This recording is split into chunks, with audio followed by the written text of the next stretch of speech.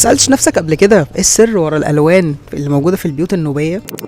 ليه البيوت هناك تحسها لوحات فنية مش مجرد مباني؟ تعالوا نكتشف مع بعض السحر اللي مخلي المكان ده فريد من نوعه. الألوان في النوبة مش مجرد زينة، دي لغة بتحكي تاريخ وتراث ممتد لآلاف السنين. البيوت بتدهن باللون الأبيض مش بس للمنظر، لكن لأنه بيحميهم من حرارة الشمس. وكل لون في النوبة ليه معنى. الأزرق يرمز للسماء، الأصفر للرملة، الأخضر للخضرة. تفاصيل بتعكس الحياة اللي حواليه. والرسومات بقى دي قصة لوحدها، من الجرجار النوبي للسيدات للحلق الكبير للدف لرموز الضيافة. كل رسمة بتحكي حكاية عن أهل البلد وعاداتهم. وحتى المثلثات اللي تلاقيها في كل مكان ليها صلة تاريخية بعمق الحضارة الإنسانية، وبيتقال إنها بترمز للأصل البشري. حسن فتحي كان عنده حق لما قال إن العمارة النوبية مش مجرد سكن، دي نظام حياة. الجدران هناك مش مجرد حيطان، دي لوحات بتعبر عن ثقافة، تراث، وناس بجد تستحق لقب بلاد الذهب. لو الفيديو عجبك اعمله سيف عشان لما تزور النوبة تقدر تعيش بنفسك سحر الألوان.